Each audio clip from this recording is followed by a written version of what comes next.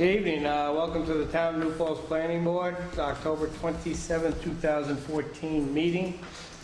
First up on the agenda is a review and approval of minutes.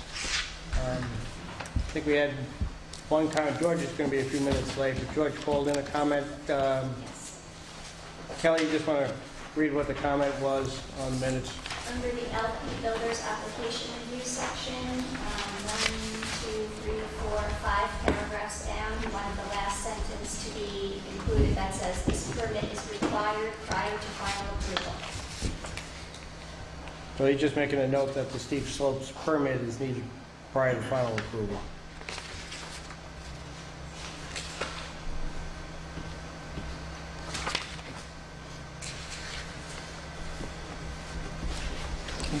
Steep slopes, that one.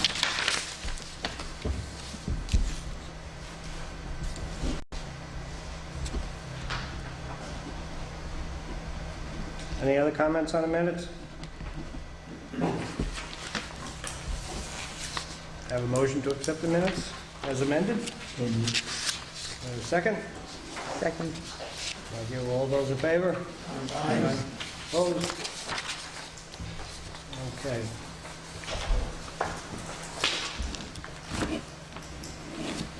Okay, first up, I think, I don't see anybody from Diamond Car Wash here.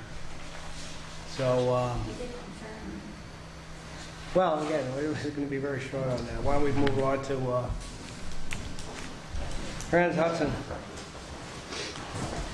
CBS.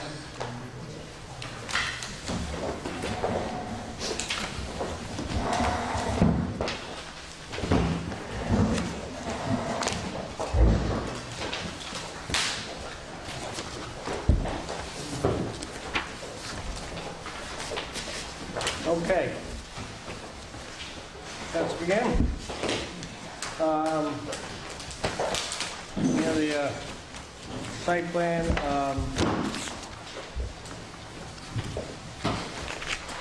And a number of things have transpired, so I just wanted to, Dave's written a memo that's, the ink is still wet on. Yeah.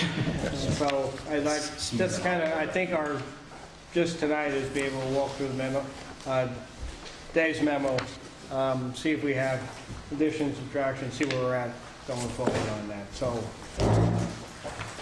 Dave, why don't you just, I think you've incorporated everything that's come about, so let's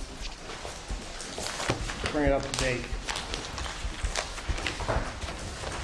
We got the preliminary plans, we're past the concept plans, so we put together a review, comments, listed here on page 2, the variances that were required that are being sought.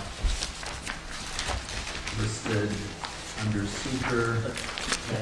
Just to space on one thing, the signage variance, we don't require a height variance because the measurement for the sign is from street level to the top of the sign and not actual grade level at the sign. We've spoken and reviewed that with Stacy a couple of times. She actually had us put before we developed the blueprint plan, she has put a street elevation and a proposed finished grade elevation at the sign to show that. So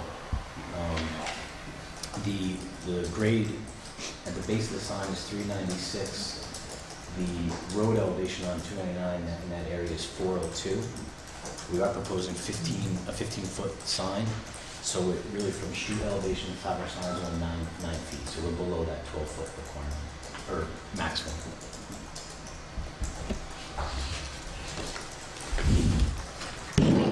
Stacy knows signs, so. Yeah, she sure does, yes. And we were before the, I'm sorry, I didn't cut you off. I was just saying, we did do our presentation to the Zoning Board of Appeals, and they have scheduled a public hearing for November 12th. And we're also in the process of just scheduling a site walk with a couple of ZBA members this week, so we're working with Kelly on that. That's it. This would be an unlisted action under seeker. We looked at the long form that was provided. There's a couple items here under the long 31B says that the entire site will be ultimately developed. We want to be careful with that. I had a note too on the plans that we were showing the other pad sites for possible future development, but we want to take that information off the final site plan unless you really have plans for that. No, we don't at this point, so we could, I know the pad site note, and then the actual feature, just strike those from the plan. Okay. George, could we discuss a little bit like the thresholds for like a full environmental impact study? I don't think this project wants, I think make a determination on whether you need or what you need, and really you have to go through what you have and what you think you need additional. So pick out the areas that are impacted and focus on them and see if it's sufficient to require going all the way. But I think to get an idea of what's required from an environmental assessment form is to go over each of the areas that are required on the form and discuss whether it's a major area or a minor area, whether we have information on it, whether it's needed, because the secret form itself covers a lot of different topics. And what we're just trying to do is find out what the major topics are on it. Well, I think that's what I'm suggesting, is that we look at it through the framework of the form in terms of what the thresholds are and go through it topic by topic.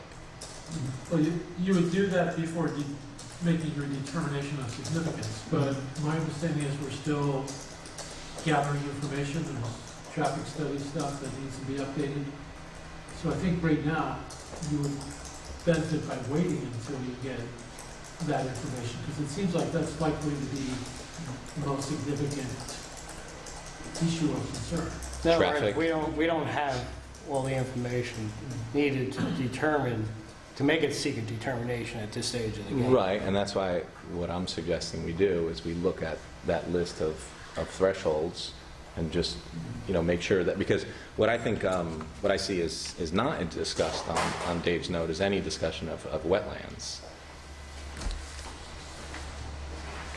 Is that separate, or? The wetlands on the property, I did this today. That's an Army Corps of Engineer determination, or was that done by Spider, Barber, or how was that determined? This is the DEC's wetlands and also the federal wetlands according to the U.S. Fish and Wildlife Service. Right, and at this table, we have discussed, it probably makes sense to have some other verifications of wetlands, considering the area, like directly across the other side of the thruway, there are sensitive wetlands. Directly on the other side of North Putt, there are wetlands. Like, where will stormwater go?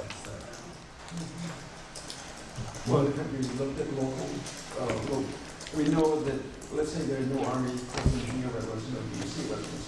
What about wetlands according to our town definition of wetlands? Nothing that is shown on there would show that there's anything there. I mean, it can be looked at, certainly, to see if there's something that was missed by the federal wetland. No, the federal has different criteria than the town does. And so does the, Federal has the same criteria as the town. It's soils and vegetation. The DEC that has a little bit different. that's the size limit. Has a size limit, and they look more at vegetation and soils and groundwater. But the feds look at all three. And they have regards to size. Yep. The only distinction between the federal system and the town is isolated wetlands. The town wouldn't consider those, and the federal requirement does not consider those, because you're not connected to borders of the United States.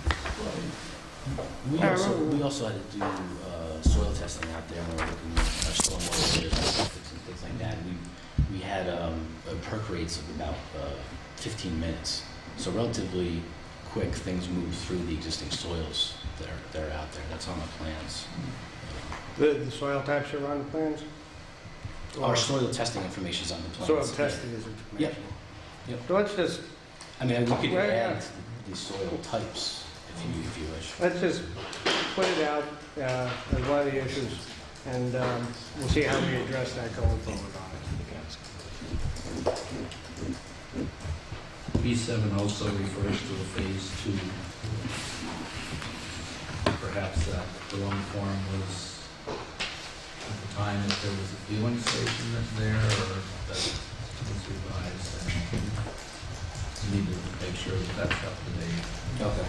And we're just suggesting that the GML 239 referral be added on B25. It's not an approval, but it is an approval.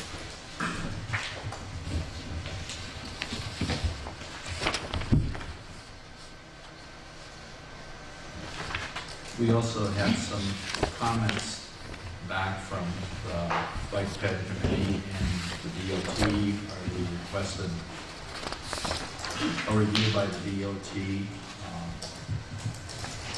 regarding the best way to make sure that bicycle and pedestrian access is maintained in this area of the town. We got some comments back from the Bike Ped Committee questioning,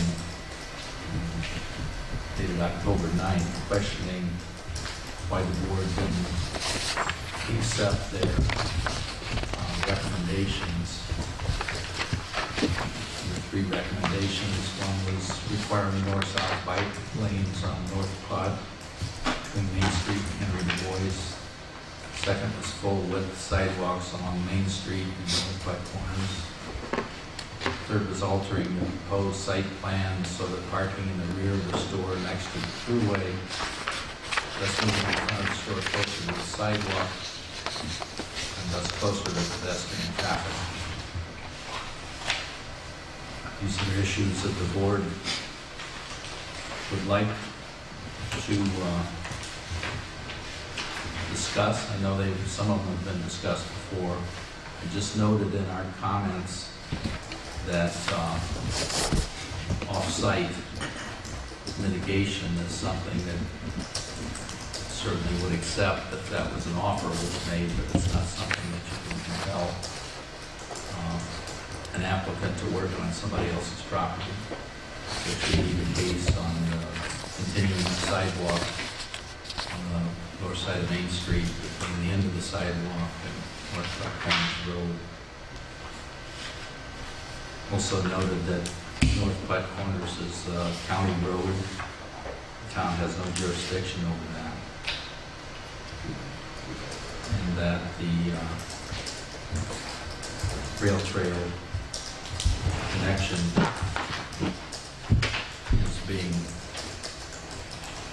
area is being set aside for that by an easement where the right-of-way gets narrower along North Platte. And the board discussed the additional layouts that had parking in the rear of the building. Certainly were discussed in a couple meetings.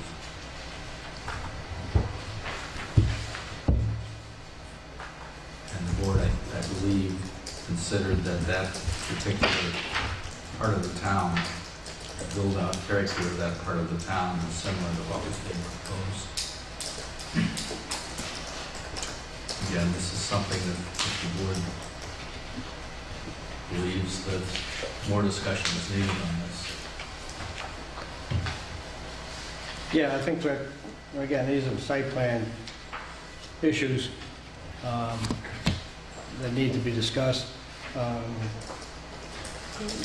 But I'd like to, one of the things from our end of the point is get discussions, because it's a county road, discussion with the DPW about some of these issues and how we can address them, what their plans are going forward, or what they have in the back of their minds, that we make sure that we're in with them on it. So I think we need some further direction on what the county wants to do on that North Platte Corners.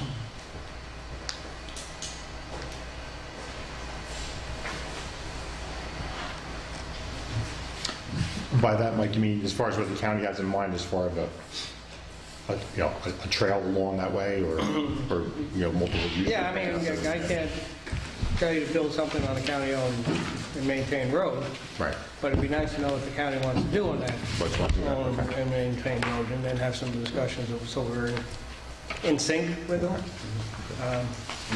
Did At that least- with the DOT, so we can do that similarly with the county. We're talking to them about some drainage on North Put anyway, so we can piggyback that on Yeah. those topics.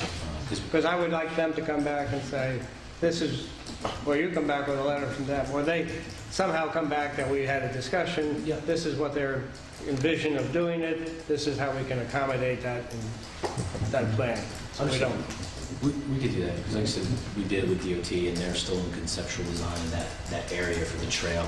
Our plans do reflected, we create a 10-foot pad, filled level pad along 299 and North Putt to further prepare for future trail or shared use trail or whatever it may be. So we were trying to think ahead. that's the kind of thing in the side design that you see DOT and DPW sign off as, this is, knowing that it's there, that can go together on it. So that's further discussions needed with those agencies to clarify what's going in and make sure that it's what's in their plan and they sign off on it. George, I'm still having trouble understanding what we're doing now versus what we would do to come up with a scoping document. How is this process different? When you mentioned scoping document, you're 2 steps down the road. That means you've made a positive declaration and determined that the DIS should be scoped in order to set out the issues that have to be studied. Right. And in the minutes from the last meeting, it says here, the ZBA did not set a public hearing for their November meeting. They will need a secret determination from the planning board to approve any variances. So they've already scheduled a public hearing. So There is a coordinated review being done here. That means the planning board is acting as lead agency. First makes a determination of significance after reviewing the EAF and any supplemental information. Considers those factors, including traffic, wetlands, and other environmental concerns, and determines if there will be a significant adverse environmental impact. If you make that determination, then you should require an impact statement. When you make that requirement, then you go to the scoping document. But right now, you're still upstream of that. So why didn't we follow this process like when we were reviewing Wildberry? We just automatically did a scoping document. The applicant in that case, as I recall, well, there was a positive declaration. So why did that positive declaration happen So soon? sooner in the Because I think process? the applicant acknowledged it was going to require an impact statement. There's a list of impact statements that have been done on that property already. So an action of that magnitude on that site was certainly going to be passed out. That was more or less a foregone conclusion. With a project of this scale, I believe it's an open question. You have to look at the impacts that are revealed in the documents and determine if there's significant adverse. And at that point, then you can make a positive declaration, if that's your determination, or a negative declaration if you determine it's not. And if it's a negative declaration, then the applicant can proceed with the zoning board. So is it customary to have a public hearing by the ZBA prior to a seeker determination? That's what they did with Hampton Inn. It's not, there's nothing wrong with it. They would wait until, I presume they would wait until the board makes a secret determination before they close it. But to get public input, address issues of concern, if you know a variance is going to be a big problem and it's not going to work that way, maybe the applicant has to withdraw or change its site plan in a way that may have bearing on the issue of impacts. Well, it seems like that's exactly what's going on here. We have a question Well, about it's- site plan. It is a chicken and the egg type of, Right, so it seems like there's a lot of discussion about site plan. This is not like a slam dunk in terms of this is just this straightforward process. Well, I mean, Well, that's exactly it's what's discussed in straightforward Dave's until you note, that's have what's to discussed in the determine- bike ped note. we have to determine the areas that are significant or the areas that, so essentially, we have to make sure that we have all the information that we need to make a determination. And at the stage of the game, we're still getting comments in, and we're still making discussions on it. So we're not at the stage of making and certainly not doing a secret determination tonight or any near future until we get quite a bit of additional information. Likewise, the ZBA will schedule a public hearing, but will not take action on their site, on their variances, until we make a secret determination. Now, if they came up and said no on a variance, then obviously we're back to reviewing a modified site plan. which actually was the process that happened with Hampton Inn. Hampton Inn came in, asked for a variance to allow a 4-story building. After discussion with the ZBA, they decided they would modify their proposal, come back, and then you did it, the planning board did the final secret review, and then the zoning board actually went forward. So it's not unusual to have it work out this sort of. But it doesn't make logical sense to me if we're saying we're far from a secret determination because we're waiting for so much additional information to come in. So it seems like the point of a full EIS is to evaluate, several aspects of a project. Can I say something here, George?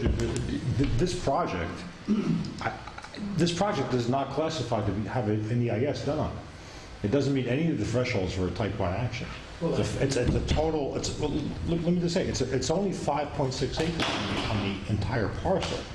And we're not developing anywhere near the entire parcel. So you're under that major threshold for a type 1 action. There's no wetlands on the property. The stormwater studies will show it doesn't affect any of the wetlands.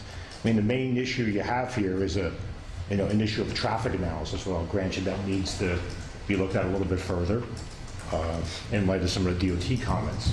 But you have, basic site plan analysis of drainage, traffic circulation, internal and external. Maybe lighting and things of that sort. It's just not that big of a project. So, to get, to sort of get to Tim's point, I don't see how this project ever gets to an EIS. But we have a letter from our engineer which talks about how the site, the entire site may be ultimately developed, which is not being considered by this application. So aren't we putting ourselves at risk of looking at this through some problematic segmentation? No, not at all. aspects? Not at all. Segmentation is a different issue. Segmentation is a device that allows you to avoid environmental review, and it's undertaken for that purpose. So splitting a property in half and getting one half processed and then coming back with the other is the action that segmentation is intended to avoid. That's why I'm bringing it up in terms of it seems like if we're only looking at a portion of the site being developed, we're segmenting that portion. Well, it's looking at only a portion for a purpose. It's not just, if I come in with a 10-acre property and I have 2 acres that I propose for development, the fact that I have 8 acres left over is not inherently segmentation. If there's an issue that might be of concern, if the traffic that might result, there's only one point of access, you can look at those kind of issues, but it's not segmentation per se. And the reason we looked at the site, fully developed site, is to ensure that anything that would come after, and that would be another application, doesn't impact or doesn't get closed out because of something we've done up front. So in shopping malls or malls of such sort, if they're only building half of it, and that's all they have to go for, you can review the whole application and you can make the applicant show what would possibly come out with the development of the rest of the site, and know whether, oh, he's only building one store here, but if he built the rest of the site up, he'd need 2 or 3 different access points, or he'd need a larger detention pond, and can he make that on the site? So it's really future planning of the site that doesn't preclude or hinder future development, if that's what the case may be. You don't want to build yourself into a box. That's why we're looking at it, but from a development point of view, those things won't show up on any site plan. Those pads, those parking spaces will not be on the site plan, and will not allow anybody to build on that until they come forward to the planning board with a site plan for those modifications on it.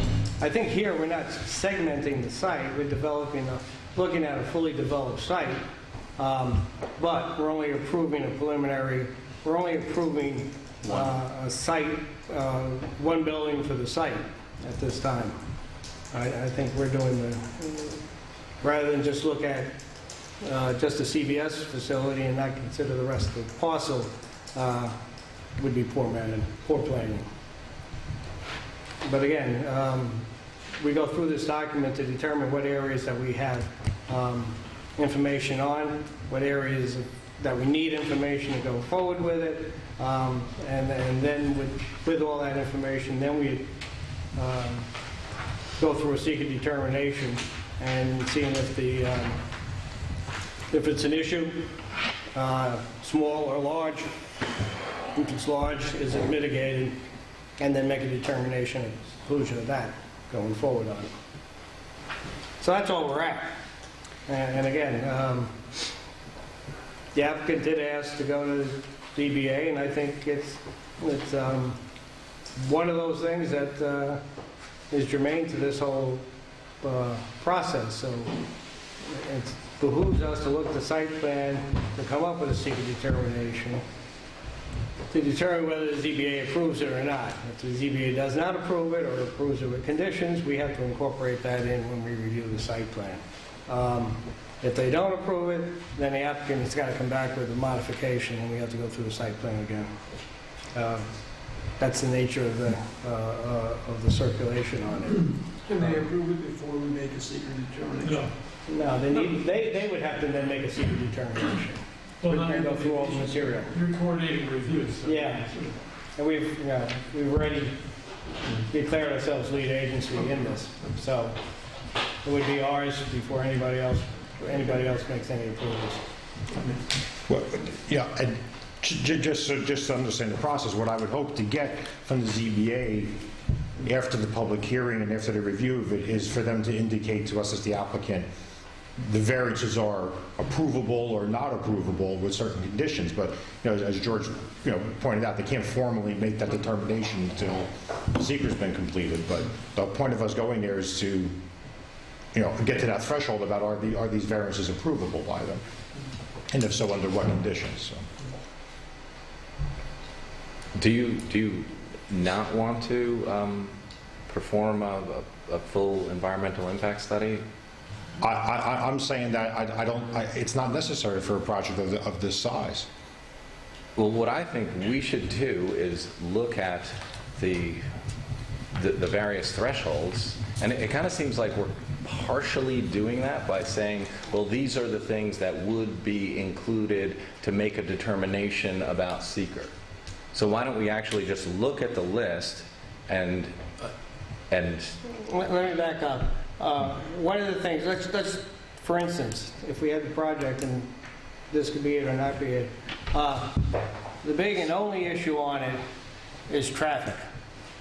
And so for the board to make a decision on it, it could require a full environmental impact statement, but a full environmental impact statement would require them to do things on archaeology, things on other areas, paleontology, habitat assessment. Other areas have to be done if you're doing a full environmental impact statement. Right. You need all those. Right. If they're not issues, then it's not necessary for the applicant to do it, because the board doesn't need that information to make a decision. And just as we've done before, when there's something like archaeology and it's not an issue, then you just say, this is not an issue.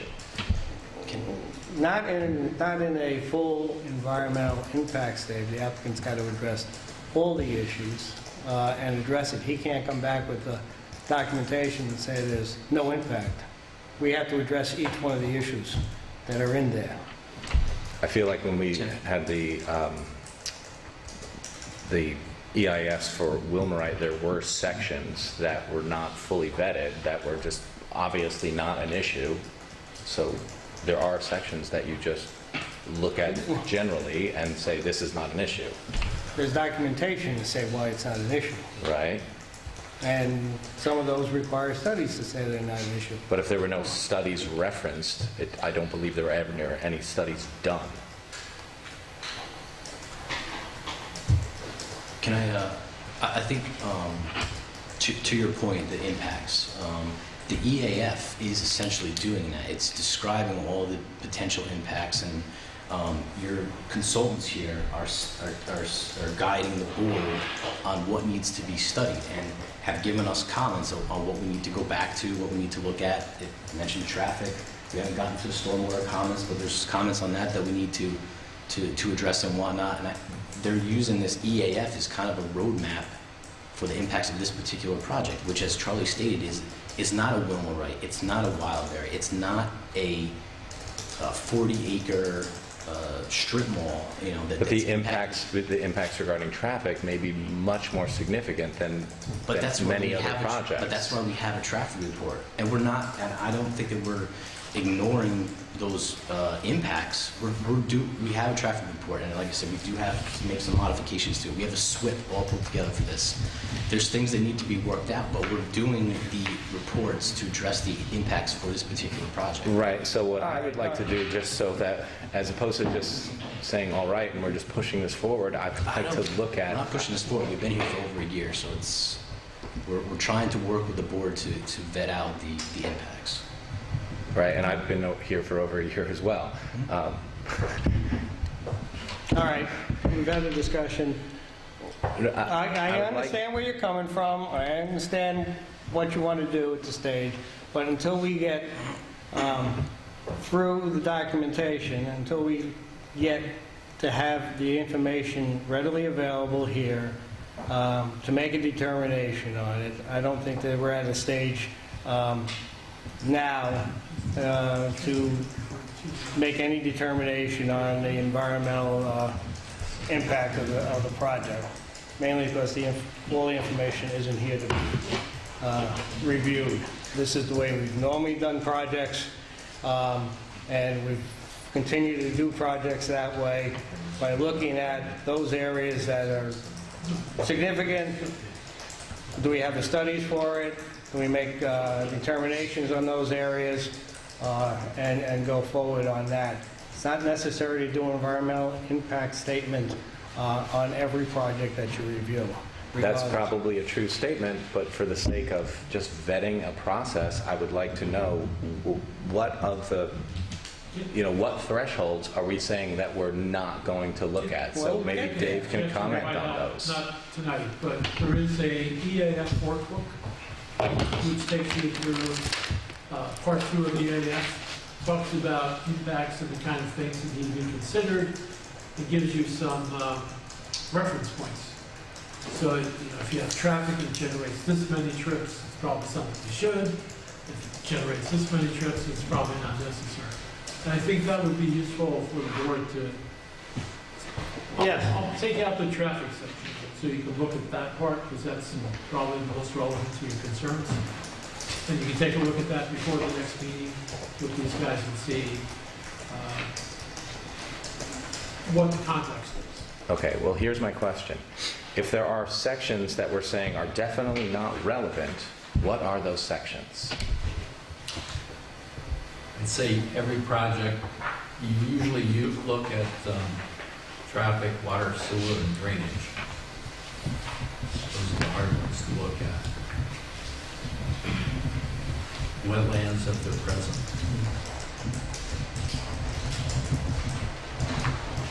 The stormwater on this project, I can see that it can be done. We have a lot of little pieces that need to be a little further information on it, but in general, the runoff is not going to be any greater than it was pre-development. They're managing that. Traffic is an issue we need more information on. And once we get an updated report, I think it'll be sent up to Creighton Manning, the traffic engineer. Because I know this intersection is not a great intersection, hasn't been for a long time. So that's one we really need to take a look at. Wetlands, there's not going to be any discharge into wetlands that I see. This property seems to be on a ridge to me. I don't see anything wet in it. We can take a look at it, see if there is any wet areas. Soils don't indicate that it would be wet. Dave, I have a question on the water. That corridor right there, it has a history of not having potable water. I believe Fry Offers, and I believe the fire department had an issue with potable water after they drilled the wells. Now, if they drill a well and cannot come up with potable water, what is the other alternative for the project? That will be something that the health department will take a look at. They'll have to get water quality samples on the health department to determine how treatable it will be. I think chlorides are probably the issue. I don't know.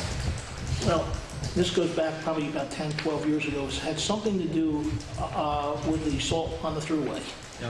Chlorides. Yeah, okay. But it was never, What is the fire department? spent $50,000 and connected to the town water, or village water system. Right. So it's an option. Yeah, that's, Chlorides are treatable. It's an expensive process for treatable. Then again, approval of water would be a Department of Health approval. So what type of studies are being done related to water? Like you listed, traffic, water, sewer. So what are we doing regarding water? I'll take a look at what the water quality is with the well. It's going to be the health department's call on what's necessary to be able to use that water. We won't be able to. We would find that they have sufficient, they produce sufficient volume of water, but again, our determination on that area would be Department of Health approval of the quality of the water and what they would have to do. And if they had to do something that didn't show up in the site plan, we'd have to incorporate that in the finding statement. Or in conditions of approval of site plan. And that's something we still need to go to the health department. We have not done that yet. They won't be able to open if they don't have water. Yes. So it seems like we need some indication as to whether the water is potable there. Because that would impact the site plan. There's a presumption that there's water available on every parcel of land at some depth. Except we have Tom here talking about some issues regarding a nearby site that had problems. And this, That was a quality, not a quantity issue, I think. right, but if it is a quality issue, that would affect site plan. They have ways of mitigating it. And That would affect site Board of plan. Health The way to is mitigate it would affect site plan. If they have to use village, if they have to use village water, that would not affect site plan? They will No. If there's, not have to use if village there's, water.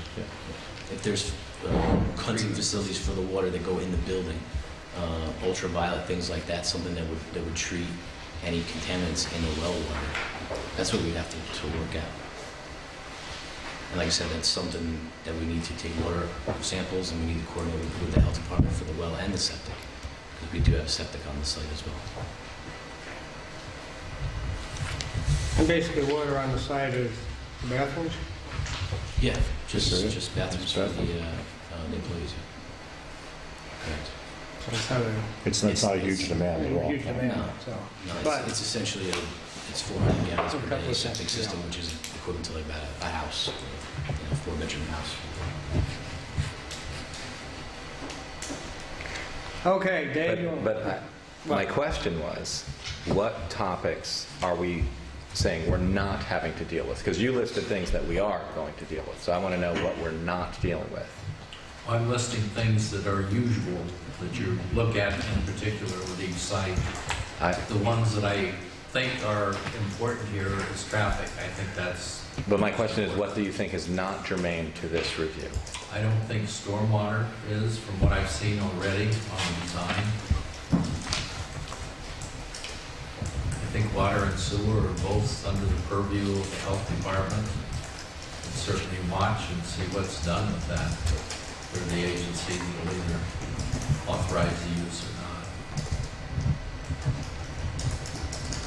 I don't see wetlands as being affected.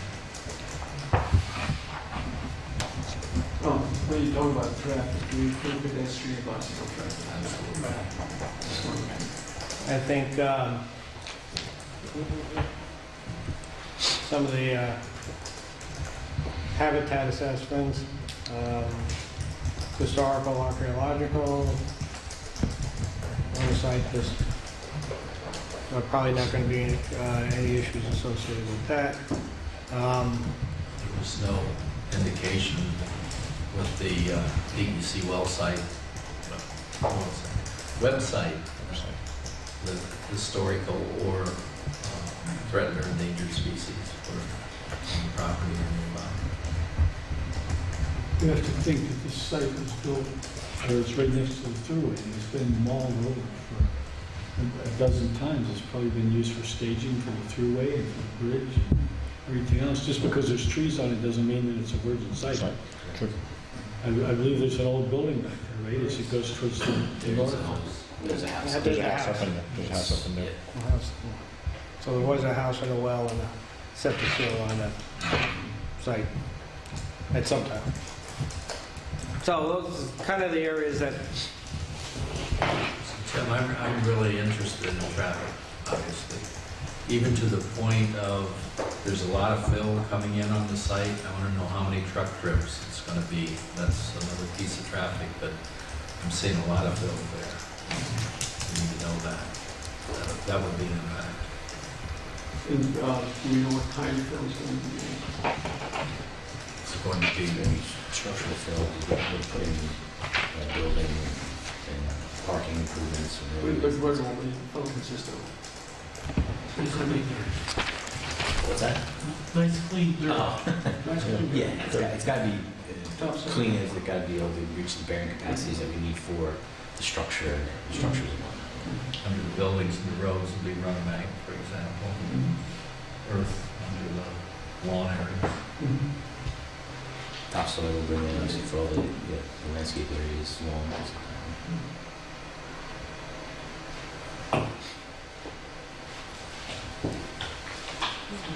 You have a plan for Yeah. updating well, let's kind of walk through, and we'll get that at the summary at the end there, but we're going to get through some of this information and see if we're on the same page. Everybody got a copy of the DOT letter? You got, sent you that? Yeah, we got that. The recommendations was to have the signal upgraded to include crosswalks and pedestrian signals. That right turn slip lane should become signalized to protect both pedestrians and traffic going into the entrance on North 5.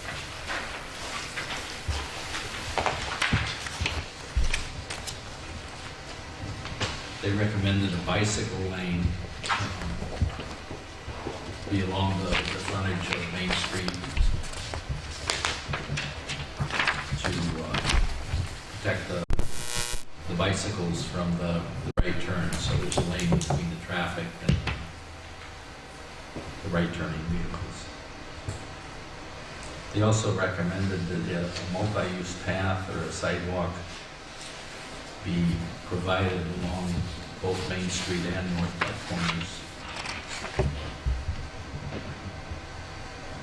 And that easements be required to accommodate this if necessary, if the right-of-way wasn't sufficient width. appears like the right-of-way on 299 is plenty of width between the property line and the pavement to accommodate that.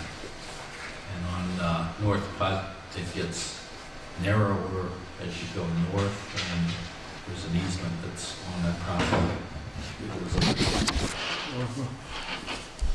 there a couple of meetings ago. They also suggested that the sidewalk be continued from the medical center, the end of the medical center sidewalk to North Putt Corners Road.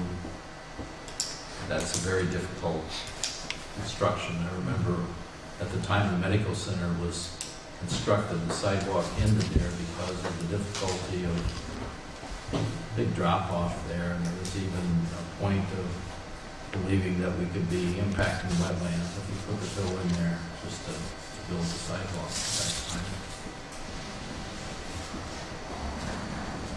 So these are issues that the planning board needs to discuss, the applicant needs to figure out how to address these.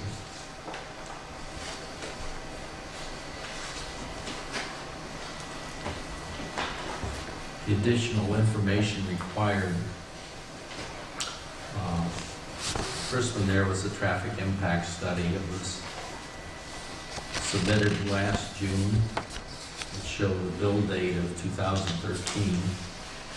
The traffic study used prior counts from prior projects. I'm not sure, the report didn't say which projects or how old they were, but this really does need to be updated. It also included the fueling station that was in the project at that time. And I just note here that there are some projects that are doing counts now. In fact, I believe that Wildberry is being done by... Yeah, we're looking at that. Okay. So is that the Mohawk and Wildberry, when you say et cetera, is there any other projects that we should consider doing? I'm thinking I know that Hampton Inn is going in, and they did their own study, but, Yeah. you know, it'll be traffic that you're not seeing right now, because it's going Correct. to be Yeah. next year or something. Okay, all right, so we can make sure that that was... And ShopRite is reconfiguring their intro, or I thought they were changing. Back to the drawing board. we need to get some current counts. Understood. Okay. And we need to get the traffic generation for CVS. You know, you can go on the square footage for that type of retail, but I'd also like any information that you have for a similar size store, so that you know what the traffic generation is. That'll be a good comparison to. Are there also any metrics regarding like population and what kind of volume would be expected? Because I imagine a CVS in a larger community is going to have different volume versus a CVS in a smaller community. There is, Tim, it depends on where it's located in the community too, whether it's really downtown in the village or whether it's out close to the thruway, there will be a difference there. Right, I'm wondering if there's just like standard metrics that are used. If your population's 20,000 versus 200,000, you know, anticipate this volume versus that. You know, could The trip generation that Dave's talking about is the ITE. They have standards for uses, square footage, you know, depending on what type of project it is. That's what the industry standard is for generating trip generation. I understand the square footage, but I'm just curious, like an additional level of, you know, understanding how much usage it seems like in a bigger community versus a smaller. Like, would CVS have that type of data? We can, Yeah, I think that gets back to what Dave's similar size CVS operation. It's a single unit. I mean, I could tell you that, I got CVS in Ulster, in Kingston. I mean, Yeah. there are different locations and different Right. things. I think that's not, and that's we would want to even 24-hour realize. stores, so that's Yeah, different. I think what we're looking at We is could try to get your a numbers. single town with a CVS. A CVS in Manhattan has a much smaller footprint and a lot more individuals going into the store. Yeah. Sure. Guess it would depend on the population. And the It depends, yeah, we could talk to them about trying to get some comparables and show you what those are. You know, a lot of times you'll find out the IT numbers are usually a lot higher than the actual store numbers are. So, Based on averages since, I think, about the 60s. Yeah. There's quite a database there by IT. Does it vary with the kind of products you sell? You cut out selling cigarettes, does it make a difference? I don't think it was that specific. I don't think Rite Aid had any decrease in traffic, and they don't have anything about it. yeah. Once we get the updated traffic report, we need to refer it to the county and also the DOT. And also the traffic, I would say, Craig Manning should get a look at this because of this particular intersection. The traffic report that we have says it's a D intersection, and with the build out, it's still going to be a D. We need a little more specifics on that. Yeah, Ds are not a good thing. I'm surprised it's a D, that's what I'm there, I when think they it's look. probably on a good day. On a good day, it's a D. We're also looking for cut sheets for the site lighting. We do have the photometrics on the plan. They look generally pretty good. And we have some specs on the lights being used, but if we can get the product literature, that would be helpful. Okay. We're also asking for copies of the Department of Health and Water Supply and sewage disposal. That'd be provided, pretty good information on that. Next was a list of site plan requirements by the code, and then your repeated comments. What was the previous comment?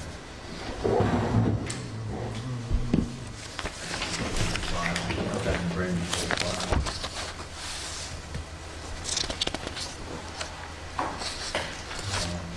The ones that were added were bicycle racks. We do have those, by the way. Okay. We need to provide 7, or we have 8 right in front. I have a detail Yep, the detail, it's an inverted view that we propose for. bike bed. So that implies a total of 70 parking spots? We have 69. 69. So we provided enough for 8 Yep. bicycles. There's also the proposed conduit for future electric vehicle charging station, shown on the plan that's part of the new code. We discuss whether conduit is enough or whether there should be a charging station on the end. Some site plan comments. Had a question about the demolition of the existing structure. I don't know if there's been a study to find out We haven't what's in done- that building yet. No, we haven't done any letter of special studies on that. You're looking for a full demolition plan, to that building and Show what's going to be removed. do the whole.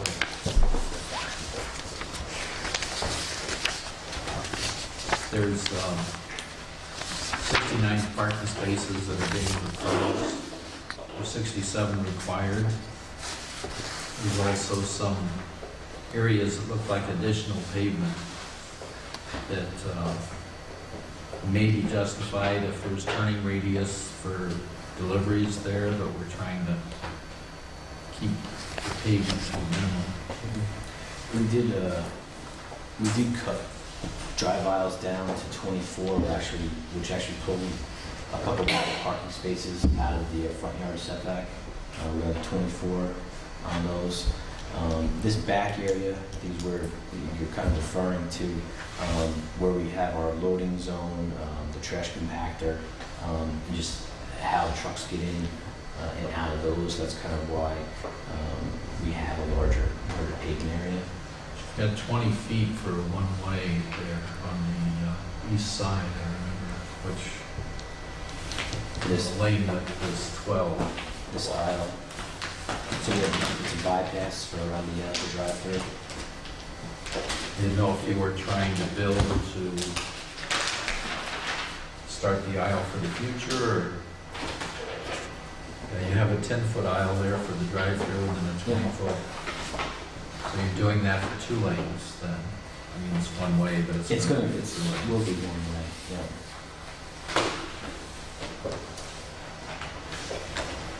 And then the drive aisles are 24 in the front for the double-sided parking. The area you mentioned about the 20-foot, by the row of 8 parking spaces there in the rear, we're trying to align, and you can kind of see with the loading zone has kind of a triangular side to it on the north there. So we're trying to just maintain a straight aisle through there instead of varying the width. It's one way again, but you're doing a pass-by on it. You're giving it enough width for a pass-by. Correct.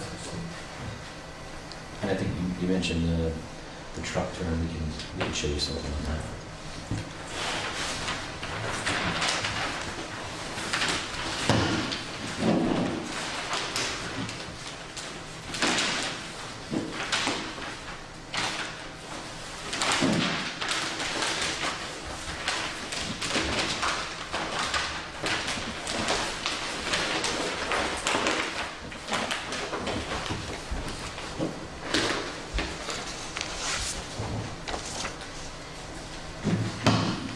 Acknowledge the I-1 district in the bulk table.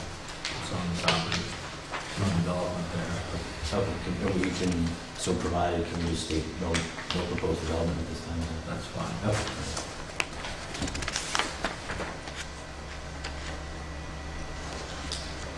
This next comment has to do with the truck traffic. This has to do with the overhead utility lines. May need to be altered with the bill that's coming in.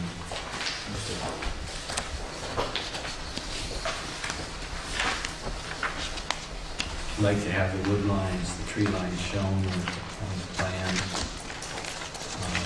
The grading plan does have those shown on that. Okay. Missed that.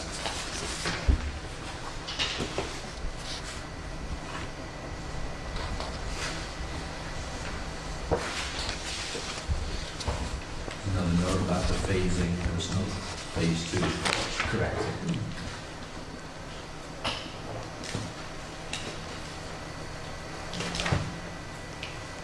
There's some monitor wells on the site.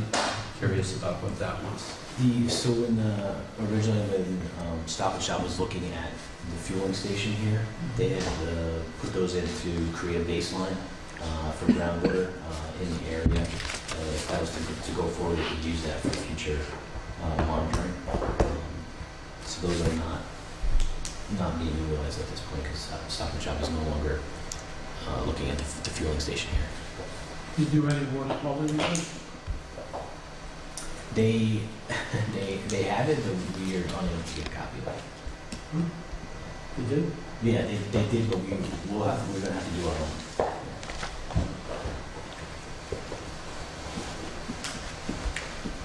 The next note has to do with the number of truck traffics and the amount of fill it's coming in. David, you mentioned the 16 feet, and I just want everyone to be clear that that's an extreme in one location down this corner by the thruway. We're bringing up the grade there. Obviously, with the overland being just directly adjacent to that, that does fall off more significant than the rest of the site, where we're really looking at about an average of 6 to say 8 feet of fill. So it's still. It's so It's just not, I just want to I just want to be clear, it's not 16 feet throughout the whole site. Well, what's the total number of feet filled? We didn't run a complete cut fill analysis. on this yet, but We didn't run a complete cut fill analysis because we're still working through that. But I think that's, Again, that's, Dave mentioned that in Right. that comment there. so that's needed more additional information that we need. Yep. Just had a question on the lighting plan around the entrance to the building. It showed pretty low. I was wondering if there's any more light there toward the entrance. Usually that's lit up brighter. Okay.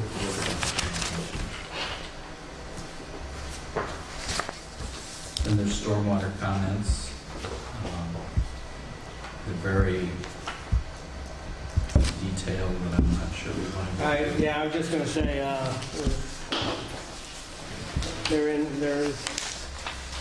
There's a lot of techniques that's being used here, and they appear like they're a good choice as far as the soils and what they can accomplish. We have some minor details that need to be cleaned up. so I think we have general comments on the site plan. That need additional information on it. Clearly, DOT and DPW, we got to get their input. You got to get their input on what exactly they're looking for, and what would you need to do to satisfy them. Obviously, DOT says we'll run that northwest corner of the lane right to the light, and so there's going to be modifications at that intersection, try to get what they're exactly looking at there, and crosswalks. Yeah, I think now that we've gotten their feedback, we definitely need to sit down and large Sit down. engineers to go through. Yes, so I think we need something back on the site plan showing your discussions with DPW and DOT on the site plan. Clearly, there's issues that have been brought up, again, on the stormwater and some of the other additional documentation that you need to put together for the site plan. And really, I think we need the traffic study to tie them all together before we can sit down and say, what do we have or don't have? And so coming back in bits and pieces may not be advantageous from your point of view until the traffic study's done in pretty good detail and Great Manning has an opportunity to review it and get comments back to us on that. And then we can go through the determination of what issues we still have outstanding from a seeker point of view going forward on that. But those are the keys. Does the board members have anything specific they want to get in? I think, one of the things, clarify if we still have an outstanding issue on wetlands is some way of soils or something to determine that there aren't any, that we have clear enough information that there isn't any drainage going to any wetlands on and off for the site. To clear out that. Can we anticipate a response regarding this bicycle ped committee comment as well? Well, I think what they have to incorporate is what DOT will allow, what DPW will allow them to do, and then see how that fits into what Bike Ped said, and then...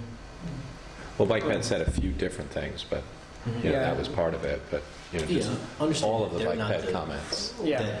The DOT is the jurisdictional agency that will work with them to facilitate, some bike ped improvements. As they've outlined, we need to meet with them and go through that. Right, but if there's something that you're not doing or not able to do that the Bike Ped is suggesting, will you comment on that specifically? What we'll do is we'll do a comprehensive comment response letter to address all of Mr. Klauser's, the Bike Ped, and DOT, of course, what we're doing. So the Bike Ped letter, not necessarily just Dave Klauser's discussion of the Bike Ped letter. I mean, we could take the 2-page letter or whatever it was, and we can provide a response to those. That's not a problem. Yep. Please, someone follow that.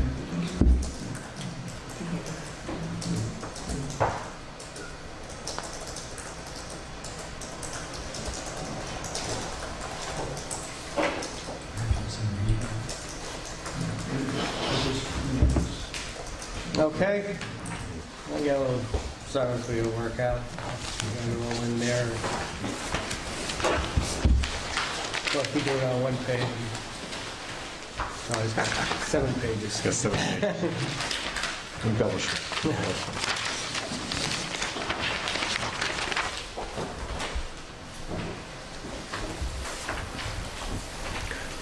You're looking at it just like the auto loan application. It's never done. Okay, Mortgage makes sense here. that's right.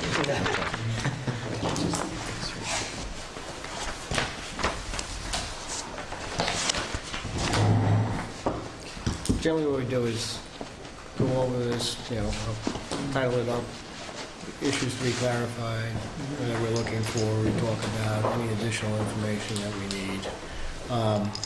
And it's all freehand, but it gives us kind of a record of what we discussed. Okay. And the applicant gets a copy of it, and we get it for the file. So each one of the projects, as they come before us, like, next time they're back, there'll be another sheet, with some of that. Well, you were writing that. I didn't see him writing, you were writing that. Okay, this is. Oh, God. It's right on the table, okay. Thank you very much.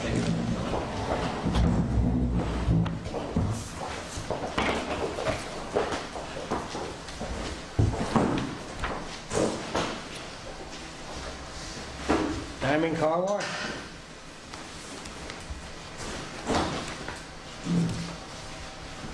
Outstanding. Well, George, you want an update on our discussion on solar? When we last left the topic, I had taken the zoning provisions from the town of Tonawanda, circulated them for your review, and since then, I talked with Dennis Doyle and Stacy about how that could be applied. The issue that came up with Dennis is for a solar utility facility, which could be anywhere from anywhere upward of 100,000 kilowatts to 26 million, which is what the one in Brookhaven is. The concern was if we say those are allowed in the district, then the use is permitted, subject to our conditions and zoning requires. But then you wind up with property owners coming in who may or may not necessarily fit what the town envisions. Dennis's suggestion was to recast it as an overlay district. And the applicant would come in as Wahlberg did, apply for the district, and the town board would make the determination about whether that was appropriate use for that site. And given the scale of these things, that probably is a determination that should be made by the town board. And I don't think there's enough information available now to say it should happen in all RA districts, the B2 district. I was trying to sort it out, and it really didn't lend itself to that. So the overlay holds it back, but it says if you want to do a utility scale project, this is the procedure to go through. These are the issues of concern to the town. And it gives a roadmap for someone who wants to come in and invest the time and effort to doing that. Town's had one applicant who came in for a conceptual discussion with a fairly large solar facility. That applicant has, as far as I know, continued to work on the proposal, but has not come to a conclusion about whether he wishes. Which applicant and what location? It was White Duck Farm up north on 32. It's in the flood, section of the Floodplain. plain. That's kind of like the edge of town, isn't it? Yes. So it's vacant land. It's not currently being used for farming, as I understand it. And that was another consideration because in Tonawanda, they basically seem to be looking to convert vacant agricultural land to some more productive use, which may or may not be what the town wants to do. Well, are the two incompatible, or can you have agricultural land and You can have, solar panels at the same time? it seems to me you could.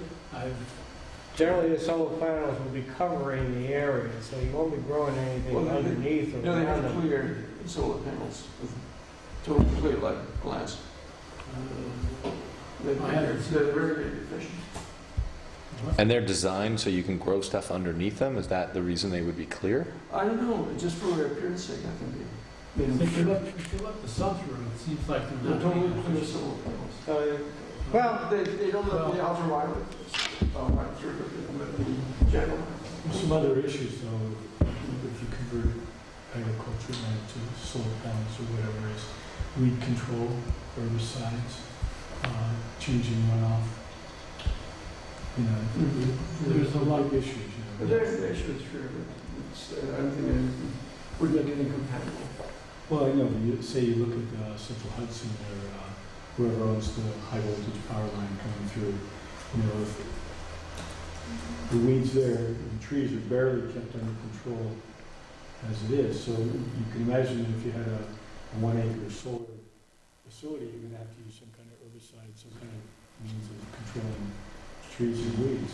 Oh, cover crop that doesn't get too high could be what you need.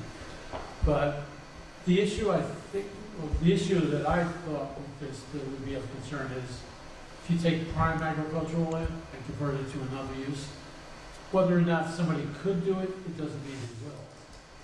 So you want to know what's being done, where it's being done, how much of it's being done.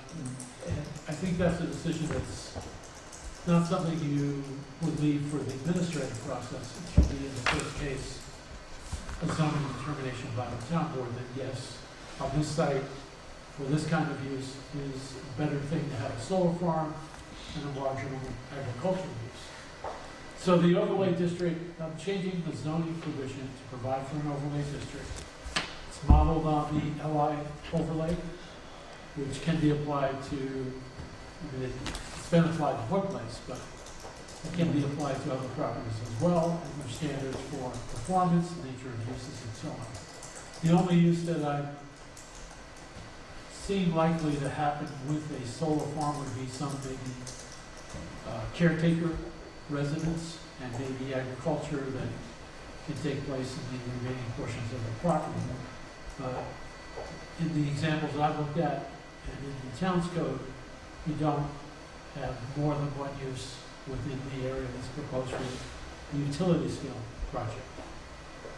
Second category is what they call in Tonawanda a large scale solar facility, which is less than 100,000, whatever it was. Might be square feet, I can't remember if it's square feet or kilowatts. And those are the kind of things where you, there's one over in Pleasant Valley, you know, where I live, which it's in back of the Kirchhoff building, and it's got probably 10 to 12 fairly large solar panels. I would guess that are probably 20 by 20. And they stick out behind the building, they're put up with your proper orientation. They're in the field, and you can see them from the schoolyard. And they're really, as I would characterize it, not objectionable. So that's the second level, which is more of a site plan kind of issue and could be permitted. It may be what would be appropriate for that is to make it a special permit. And the reason for the special permit is to evaluate and set whatever conditions you may have on environmentally sensitive lands, historic properties that may be in the vicinity, and other sensitive uses. For example, having it next to a school, you wouldn't want glare from the panels shining into the school. That's not an issue in this particular installation. Those are the kind of things you just want people to look at up front to decide if they want to go ahead and go through the process. And the third general category of solar installations that I talked to Stacy about, there is a growing trend for big box retailers, such as Stop and Shop, to put solar panels on the top to reduce their energy cost. And generally, they like to, it's in their marketing interest as well to say that they're green and so on. We've got one up in Rhinebeck at the Stop and Shop. It's quite likely, I think, they'll put one in, or would be interested in putting one in at the Stop and Shop here.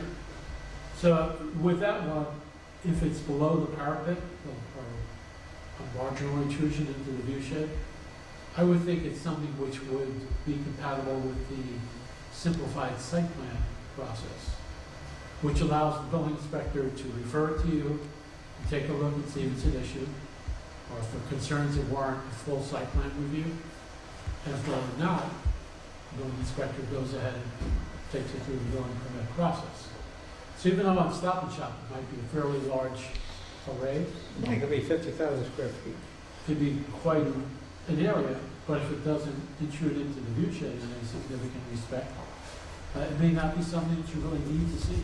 But Go through site. there's another view shed or something like that. Say if you're on a summer day and the sun isn't, going to be 70 degrees, I don't know what it could be, and it's shining on the solar panels, and they're reflecting it towards the Hampton Inn windows, then, so you have an opposite type of view. You have to look at You need to look at where the- is this going to Yes. reflect. And that's a general concern with this, and that's generally what I think you want to make sure you have a process for in the review procedure, whoever's doing it, to say, where's it going? And also to ensure that when you have something coming next to it or near it, you have the opportunity to look at the potential for that to impact the installed system. So Didn't we if- discuss this at this table in the past? Like, do solar panels actually create that much glare?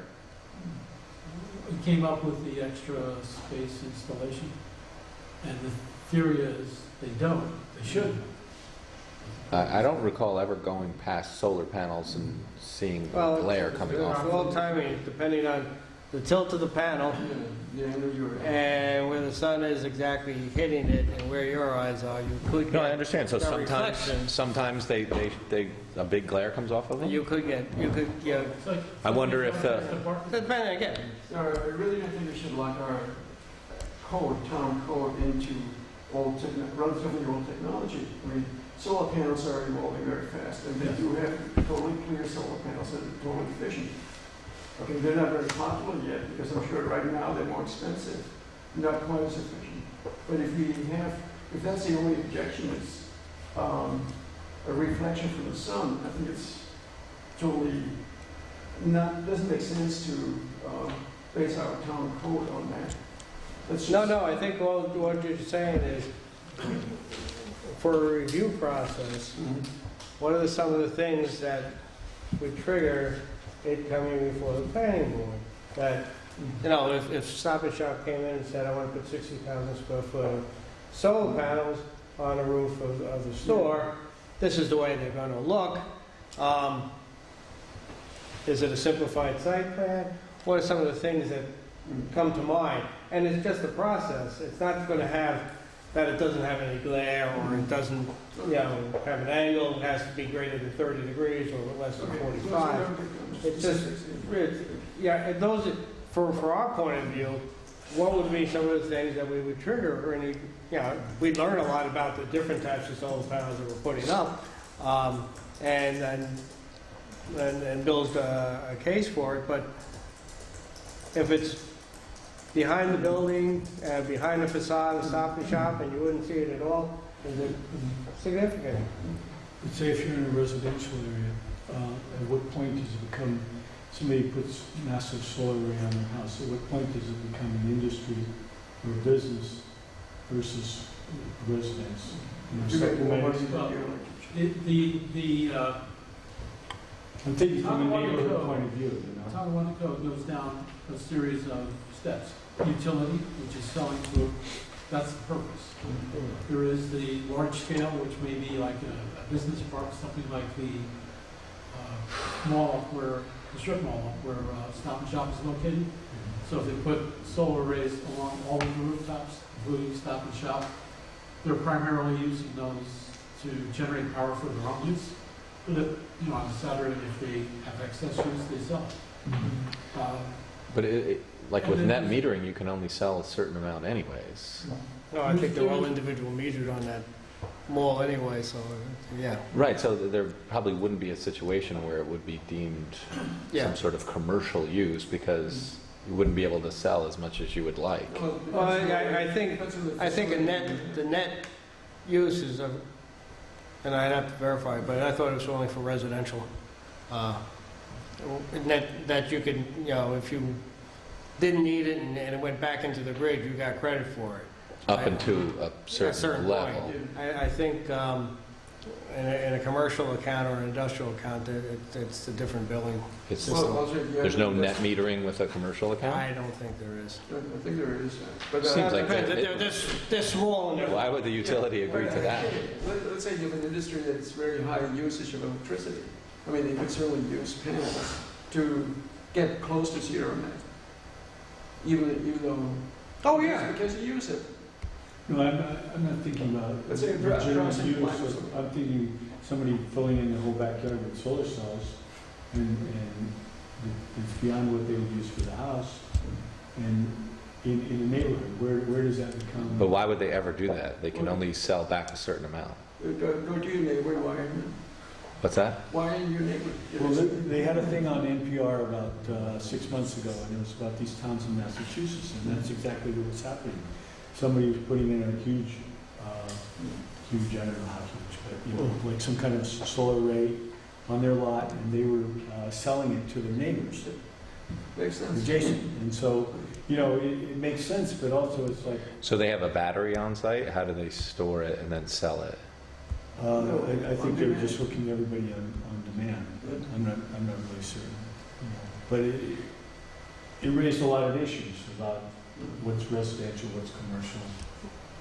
Theoretically, you could spin You're back running a meters. small utility company out of your One backyard. home could, Right. if you generated enough and connected 5 other homes to it, you could spin back the meters on the other 5 homes. But you can Not also, out of, if you could get your neighbors to agree, you could have a sort of a solar panel district in your neighborhood and just have solar panels, like across the street from us where we have that wetlands, Elisha wetland.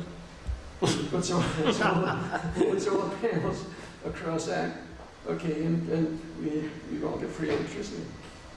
But to the extent the zoning says you can do a thing and defines what that thing is, if you're doing something different, the scenario where there's 5 lots and you're sharing one set of panels on one lot, that would be not taken up by one of those 3 classifications, then it's not permitted. You would have to get variance or seek the zoning amendment to allow that particular kind of use. That may be something the town would want to consider. You might want to have one set of better located panels serving 5 or 6 homes that, say, are on the north side of a slope, where they can't get solar energy themselves. But that might be something that, again, can become a special permit condition. So if that's something, I mean, you can add different scenarios and say, okay, this is a potential use. But the 3 that I see are the utility scale, the possibility of some shared use as a commercial, among commercial users, and the possibility, basically the catch-all would be the single-family use on it, serving the building itself. So if it's a retail use, Burger King wants to put solar on top, that should be okay. If Stop and Shop wants to put solar on top and sell to Meadowbrook, that might be something that would require consideration of that particular case.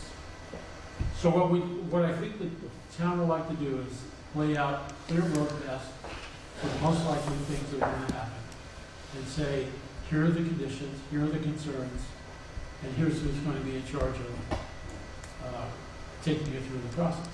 So if it's a no-impact solar roof installation, and it meets certain criteria, no intrusions, no glare, it really doesn't matter how big it is. If it's on top of the roof, not visible or minimally visible, and the building inspector can recommend to you simplified section. Right. You can say, no, we want to go through a more detailed review because of a concern. But it seems like it would also make sense to look at what the utility would allow. Like Mike is saying, yeah. it seems like, It's only like one in your- utility here, so we can get what they would allow. right, because that seems pretty curious to me It's a rate that code. Stop and Shop could put an array on their roof and then sell electricity to Meadowbrook. Like, I know that's your example, but we could probably, like, instead of writing code for whether that would happen or not, we could just see whether Central Hudson would ever permit anything Well, close Central enough. Hudson is buying electricity from other sources. If that's a cheaper source, they're buying. Well, There's that's a lot a of- different. Right. There's a lot of issues floating up in the air because the what's the power guys? PSC? PSC in New York, And FERC and, FERC. They're trying to create generation capacity between Albany and New York City by the surcharge. So who's going to be generating it, how it's going to be generating, whether Central Hudson is going to be okay with buying from a lot of smaller generators, or whether they want a utility scale generator to be created somewhere in the area. Those issues haven't been determined, but from a zoning standpoint, I think you can control a lot of the outcomes by saying, we're going to have a utility category, that's a big thing, we want to go through a special process for that. We're going to have these intermediate levels of generation, and as long as you fall within the parameters and don't annoy other people, it's fairly straightforward. And here's the process you go through there.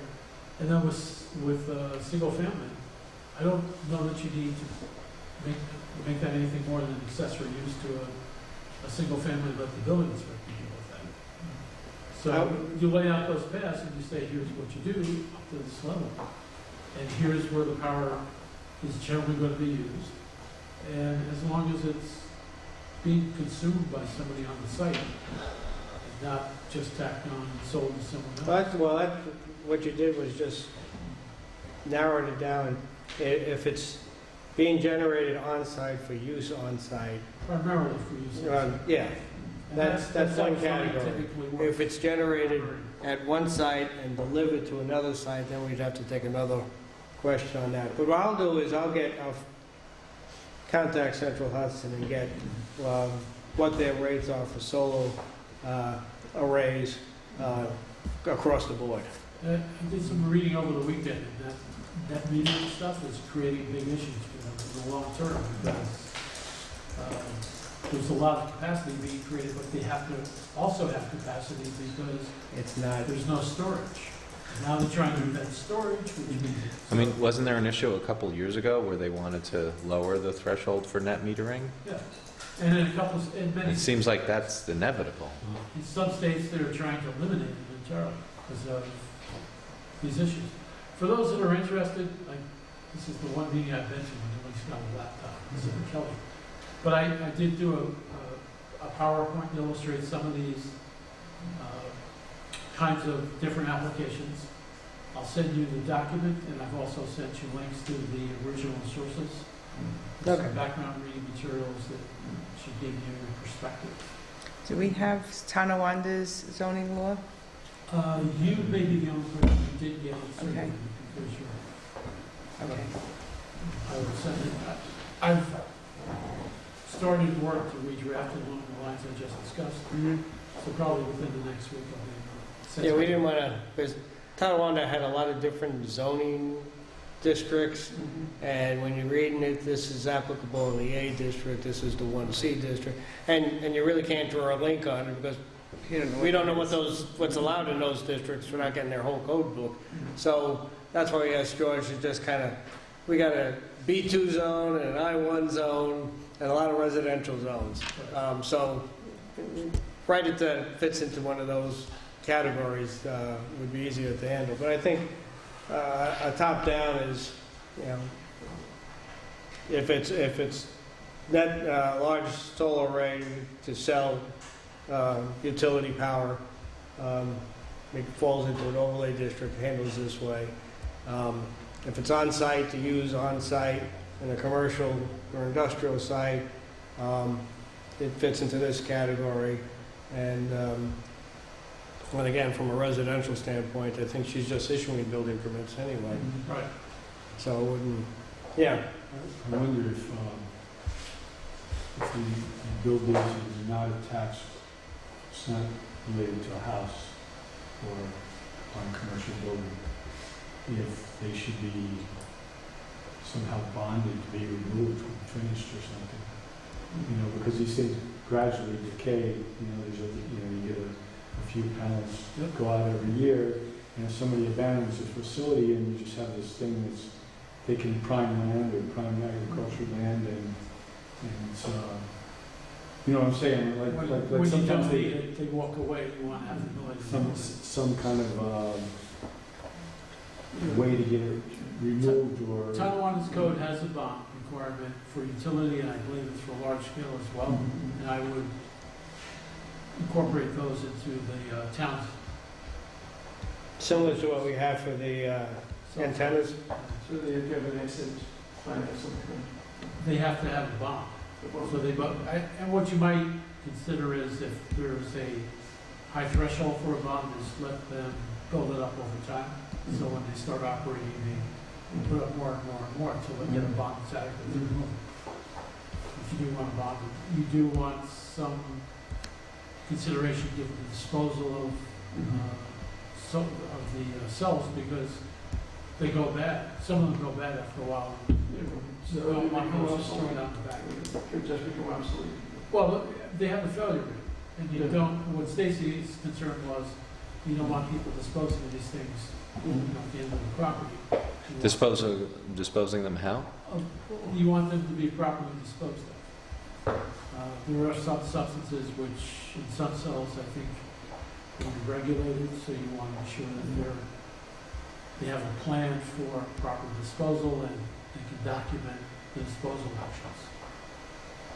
So they don't just, you know, wind up burning them in the back, like we did with those Atari capsules. Good. Everybody buys their solar lights that don't work That anymore. seems a little excessive, though, if you think about, we don't require a bond for someone putting an oil tank with their home. Well, if you have 20 acres of solar, you want to know that it. So you're talking about, you would require a bond if it's of a certain size? Yes, it's not for individual systems. It's for these aggregations, and probably, if it goes bad on somebody's roof, that's going to be whoever owns the building. But if you have somebody putting up 50 or 60 solar cells in the backyard of a business and selling to the business and selling to them, they may or may not, they may or may not be a long-term responsible owner of that solar array. Well, then that will be reflected in the value of that property. Which maybe you don't need to use the bond, the owner will take care of it, but I think that's the question we should look at and consider where it's Where appropriate. it is. And Yeah, it seems like that might be an unnecessary penalty to put on a. No, but if somebody has a Project. shell pit and they remove the topsoil and you dig shale and they're required to be bonded to restore that at the end of the use of the shell pit. I mean, they can't just leave a hole in the ground, and you wouldn't want to just leave a solar array that's no longer functional out there. I think what you probably could do is put in language that says, if this is, if you believe this is not appropriate, you can seek a waiver from the town board, and the town board can waive it if it's appropriate. But it's something you should look at. Stop and Shop is in Rhinebeck, That's my understanding, so it would be in their code. Would possibly be in their zoning code? yes. It could be unless they just did it as a, I know, they could have done it that way too. I'm just, I know the village of Rhinebeck is rather tight on what's allowed and not allowed. That's what I'm trying to. I think this There's stuff no- shots out in town, right? It's kind of, Yeah, although, so- I'll take a look. Okay. Let you know. All right, so let George work on it, you know. I think what first off is big blocks to get into categories and what should be addressed in each one of the categories, and then develop it a little bit further from there, but get a feel of it.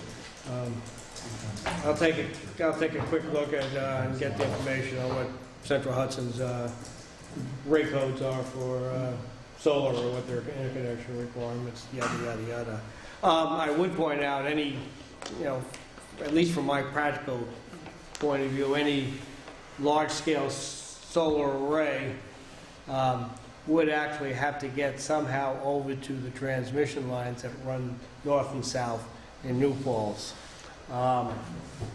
because that's the only high voltage lines that are around here. So we And have so, to get to a substation in East Street. well, they could probably build a substation underneath one of the transmission lines, so. But hasn't that been the obstacle for other projects in New Paltz, is updating the transmission lines? It is, well. Or it's- updating the lines to the transmission lines? Paying the cost. Yeah, Right, I it's mean, it's just, expensive. I mean, if you build a 20 megawatt facility out in the flats, Mm-hmm, you gotta get it over to Ohioville. right? Because the lines that go up and down the streets aren't built for that, and wouldn't be able to carry that at all. So they would have to, I mean, it'd be nice to have the solar array here, but now we gotta deliver that power somehow, cable, overhead, somehow, over to, That's why it might all be an exercise in futility, because even if you create the laws that would allow this industrial array to be constructed, who's going to put up the money to upgrade yeah, but, it? some of these, the 20 megawatt system, they cost $50 million to put in place. And the line may add $1 or $2 million to it. So, from a scale point of view, if you're... So it might be doable at that size. At that kind of thing, but... What I would anticipate is, one of the questions when you come in for an overlay designation is, where are you gonna connect up? How's that gonna work? And some evidence that you've gone through a business plan to say, I figured this cost in, and here's that, if somebody walks in and doesn't have that information, you have to wonder about. It's not so much building a line, it's getting the land to build the line. Oh, right. The easements? Yes, easements, rights of way, and things of that sort. But I think, let's break it up into the categories we're talking about, and I think, development of, as I see more and more, rooftop on the commercial end of it going forward. That's why I want to get the rate codes and see how Central Hudson handles commercial. Okay? All right, next meeting is November, I gotta count the days. I got no idea. Do I have the right one? Oh, boy. November 10th. 10th, the 11th is a Tuesday.